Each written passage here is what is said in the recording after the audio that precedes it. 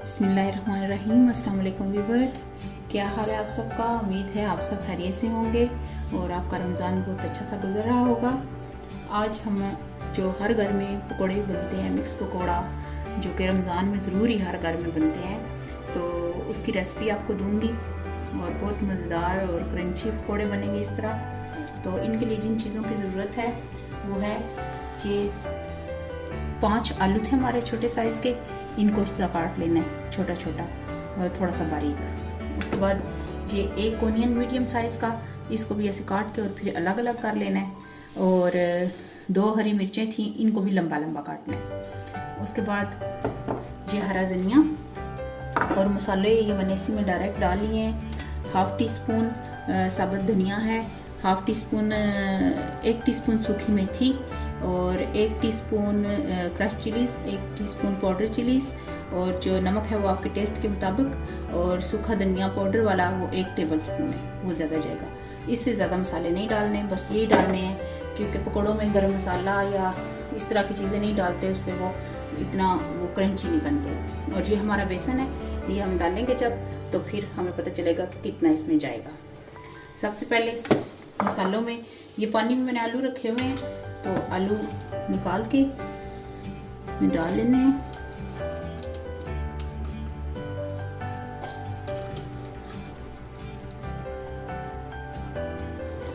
उसके बाद ये ओनियन और हरी मिर्चें भी डाल दें, डाल के, और हरा धनिया भी डाल दें। पहले इसको सारी चीज़ों को, मसालों को और सबको हाथ से मिक्स करें, क्योंकि ये चम्मच से आपसे मिक्स नहीं होंगे, क्योंकि ये लंबा लंबा सारा कुछ कटा हुआ है, तो चम्मच से मिक्स करना बहुत मुश्किल होगा। बेहतर ये हाथ से कर लें, और अगर नहीं सही लगता तो ग्लव्स पहन लें ताकि मिर्चें ना लगे हाथों को। इस तरह मिक्स कर लें,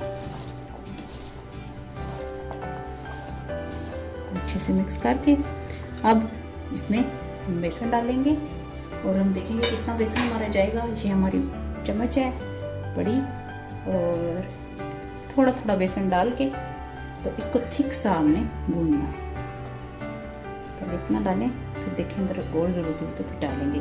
इसमें हमें ये चीज़ें हैं, ये ज़्यादा नज़र आनी चाहिए और बेसन हमारा थोड़ा नज़र आना चाहिए, ज़्यादा बेसन नहीं डालना। अब इसको मिक्स करें आप और देखें कि कितने पानी की ज़रूरत है, क्योंकि ये बस हमारी जो सारी चीज़ें, आलू भी हमारे पानी के अंदर थे, तो सारी चीज़ें वो पानी छोड़ती हैं, तो फिर इसलिए एकदम पानी नहीं आपने डाल देना, थोड़ा सा और बेसन डालें, साथ साथ आप बेसन इसमें शामिल करें।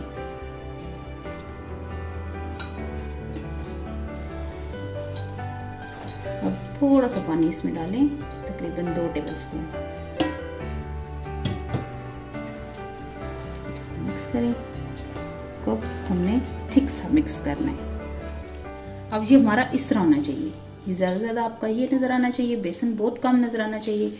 और फिर इस तरह जब आप बनाएंगे तो फिर ये तेल भी बहुत ज़्यादा नहीं चूसेंगे ना। ये हमारा तेल गर्म हो गया, मैंने पहले चूल्हा ऑन किया हुआ था। अब इसमें डालते हैं, इस तरह रफली आप डालें, कोई इसकी शेप तो बनेगी नहीं और ना ही बनाने की ज़रूरत है। डाल के बस इतना बेसन डालना चाहिए कि ये सारी चीज़ें आपस में चिपक जाएं, खुले ना। डाल दी चम्मच की मदद से। जब एक साइड से इस तरह गोल्डन ब्राउन हो जाए तो आप इसकी साइड चेंज कर दें। एक छुरी की मदद से चेंज करें तो आप आसानी से चेंज होगी। देखिए पकौड़े किस तरह आप साइड चेंज कर दें,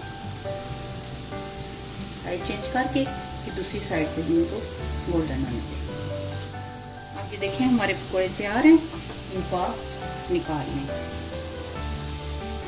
देखें कितने खूबसूरत इनका कलर आया है और ये कितने खूबसूरत लग रहे हैं। ये लाइट से पकौड़े होते हैं और खा के कभी भी आपको ऐसा नहीं फील होगा कि आपने बहुत ज़्यादा कोई चीज़ खा ली है। और ये देखें आवाज़ इसकी सुने कैसी, ये सॉलिड पकौड़ा है, बहुत टेस्टी बनेंगे। आप सेम इस तरह बनाएंगे तो आपको बहुत मज़े के लगेंगे और इंशाल्लाह ताला आपको बहुत मज़े के तैयार होंगे।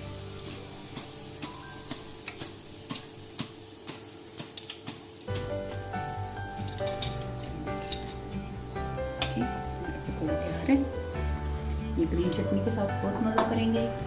और बहुत प्यारी और मज़े की खुशबू आ रही है, जो इसमें हमने सूखी मेथी शामिल की है उसकी वजह से बहुत मज़े की खुशबू आ रही है।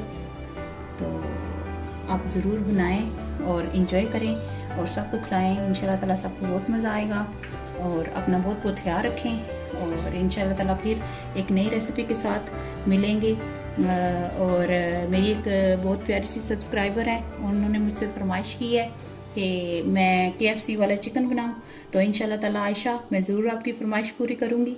और आपको भी अगर किसी रेसिपी की ज़रूरत है तो आप मुझे मैसेज कर सकते हैं, तो मैं ज़रूर इंशाल्लाह वो पूरा करूंगी। तो ठीक है, एक नई रेसिपी के साथ फिर मिलेंगे। अल्लाह ताला आपको और आपके प्यारों को अपनी हिफाजत में रखे। अल्लाह हाफ़िज़।